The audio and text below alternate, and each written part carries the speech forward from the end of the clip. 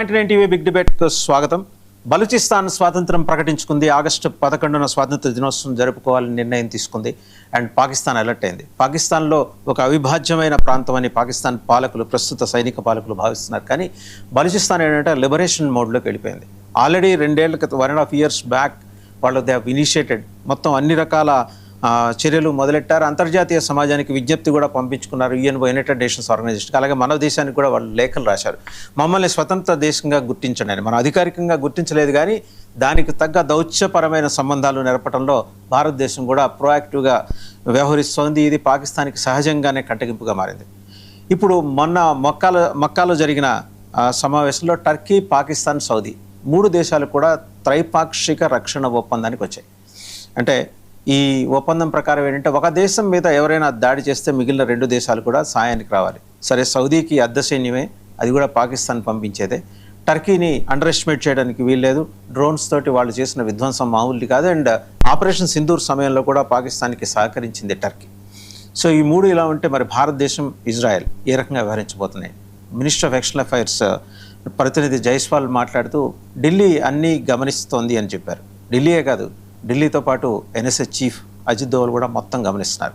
పాకిస్తాన్ అంచనా ప్రకారం, అనుమానం ప్రకారం, అభిప్రాయం ప్రకారం ఏంటంటే, బలూచిస్తాన్లో ఈ ఉగ్రముఖలు, అంటే వాళ్ళ దృష్టిలో ఉగ్రముఖలు చేస్తున్న దాడుల వెనక ఉంది రీసెర్చ్ అండ్ అనాలిసిస్ వింగ్ ఉందండి. అయి ఉండొచ్చు, దురంధరులు ఉంటారు, అది కూడా అయి ఉండొచ్చు. పాకిస్తాన్ అనుమానం.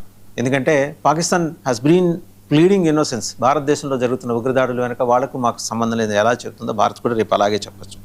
ఓవరాల్గా జియో పొలిటికల్ అఫైర్స్లో జరుగుతున్న ఈ చోటు చేసుకుంటున్న ఈ పరిణామాలు ఎలాంటి ఇంపాక్ట్ చూపించబోతున్నాయి అనే అంశానికి సంబంధించి బిగ్ డిబేట్లో మనతో పార్టిసిపేట్ చేస్తున్నారు అంబాసిడర్ డాక్టర్ వినోద్ గారు, దౌత్యవేత్త. నమస్తే అంబాసిడర్ గారు. అండ్ పేకేటి ప్రసాద్ గారు, జియో పొలిటికల్ అఫైర్స్ ఎక్స్పర్ట్. మామిడి గిరిధర్ గారు, geo political affairs expert. Chandu Sambasivarao గారు, అంతర్జాతీయ వ్యవహారాల నిపుణులు. అండ్ చాలా సునిశ్చితంగా ఇలాంటి అంశాలను అధ్యయనం చేస్తూ వస్తున్నారు. To start with ambassador doctor Vinod గారు, ఆగస్టు 7న మెక్కా అకార్డుని ఎలా చూడాలి? అండ్ వాళ్ళు చేసుకున్న త్రైపాక్షిక ఒప్పందం ప్రకారం పాకిస్తాన్ అణ్వాయుధ దాడికి తెగబడే ప్రమాదం ఏమన్నా కనిపిస్తోందా, లేకపోతే భయపడుతుందా? మీకు తోటి ప్యానలిస్టులు, మా ప్రేక్షకులకు నమస్కారం. అఫ్ కోర్స్ మనం ఏదైతే అనుకుంటున్నామో, మెక్కాలో జరిగిన ట్రైపార్టైట్ అగ్రిమెంట్ ఏదైతే పాకిస్తాన్ ఇనిషియేటివ్ మ్యాక్సిమం ఏదైతే రిజల్ట్కి వచ్చిందో, నాటో తరహాలానే ఈ ముగ్గురిట్లో ఏ కంట్రీ మీద పైన దాడి జరిగితే ఆ కంట్రీయే కాదు అన్నిటి మీద దాడి జరిగినట్టే భావించి అందరూ డిఫెన్సివ్ యాక్ట్లో దిగాలన్నట్టు వాళ్ళ అగ్రిమెంట్లో వాళ్ళు రాసుకున్నారు. మీరే ముందే చెప్పారు కదా, సౌదీకేమో ఆర్థిక బలం, టర్కీకేమో ఆయుధాల బలం, దెన్ ఇక పాకిస్తాన్కి వచ్చేసరికి ఇక సైన్య బలం. ఇక్కడ వాళ్ళకి man and machine and then money, ఇవన్నీ ఎంక్యూ అంటాం కదా, అలా అవసరాన్ని బట్టి వాళ్ళు ఆలోచించి దాంట్లో పాకిస్తాన్ ఏమనుకుంటుందంటే, ఓకే మేము మ్యాక్సిమం పైవట్ రోల్ అంటే ఇంపార్టెంట్ రోల్ మేమే పాటిస్తాము, చక్రం మేమే తిప్పగలుగుతాము అనే పద్ధతిలో వాళ్ళు పోయారు.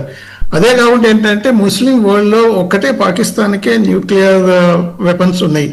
సో సౌదీకి సివిలియన్ న్యూక్లియర్ ఫెసిలిటీస్ కల్పించుకోవచ్చని ట్రంప్ ఏదైతే అనౌన్స్ చేసిండో, సరే అది ఎంత దూరం పోతే తర్వాత సంగతి కానీ, but as on today now Pakistan feels we are the big power in the Muslim world.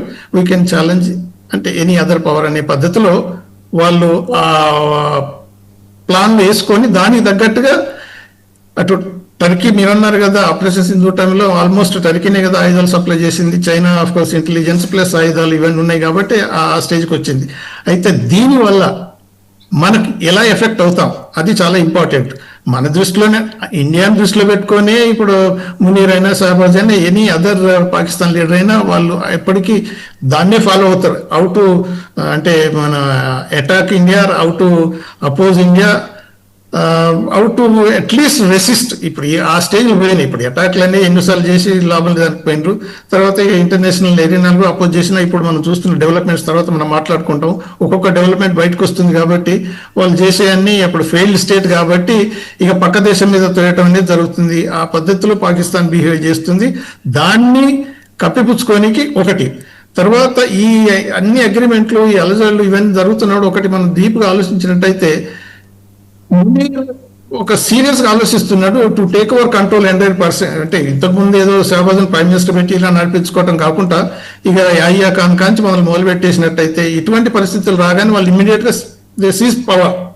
ఆ పద్ధతిలో కూడా మునీర్ పర్సనల్ లేకపోతే వాళ్ళ ఆర్మీ ఇంట్రెస్ట్ మెయిన్ గా చూసుకున్నట్టయితే ఇంటర్నల్ అలజాలు ఏ జరుగుతున్నా అవి అలానే మలుచుకోవాలని చూస్తున్నారు.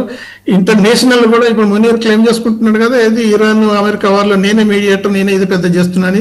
తర్వాత ఇటు ఈ ట్రైపార్టైట్ అగ్రిమెంట్ సౌదీ, మన టర్కీ, పాకిస్తాన్ ఏదైతే మెక్కాలో చేశారో అది పెద్ద అచీవ్మెంట్ అని ఆయన కూడా ప్రొజెక్ట్ చేసుకోవచ్చు. బట్ మనం అన్నట్టు మన ఎంఈఏ మన ministry of external affairs minister spokesperson అన్నట్టు we are observing, we are following it.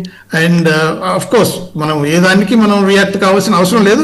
But దాని ఎఫెక్ట్స్ ఎలా ఉంటాయో మన భారతదేశం మీద అనేది, మన సౌత్ ఏషియా మీద, మన రీజనల్ ఈ ఏరియా అంతా ఎలా ఉంటుంది అనేది మాత్రం చాలా వరకు మనం ప్రభుత్వం గమనిస్తూనే ఉన్నది.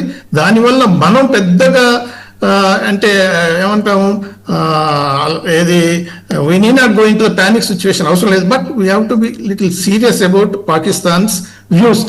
పాకిస్తాన్ ఇటువంటి అన్ని చేస్తుంది ఎందుకు అని అంటే ఇప్పుడు ఇంటర్నల్ గా జరిగేటన్నిటికి కూడా వాడిని సప్రెస్ చేయడానికి, డైవర్ట్ చేయడానికి ఇక ఇంకెవరు దొరుకుతారు, ఇక ఇండియా బూచి పెట్టుకొని ఇదని చేస్తుంటారు. కాబట్టి ఈ developments, internal developments, external developments Pakistan సంబంధించిన అయితే definitely we have to keep అంటే క్లోజ్ అంటే అబ్జర్వేషన్ పెట్టుకొని దాని ప్రకారం మనం కూడా రియాక్ట్ అవ్వాల్సి వస్తుంది. ఇప్పుడు పాకిస్తాన్ అనేది స్పష్టం అండి. మళ్ళీ మీ దగ్గరకు వస్తాను, ఒకసారి మావిడి గిరిధర్ గారి దగ్గరికి వెళ్తాం. మావిడి గిరిధర్ గారు, ఈ డెవలప్మెంట్స్ మక్కాలో జరిగిన ఒప్పందం తర్వాత భారతదేశాన్ని టార్గెట్ చేసి దూకుడుగా వెళ్లే పరిస్థితి ఏమన్నా కనిపిస్తుంది?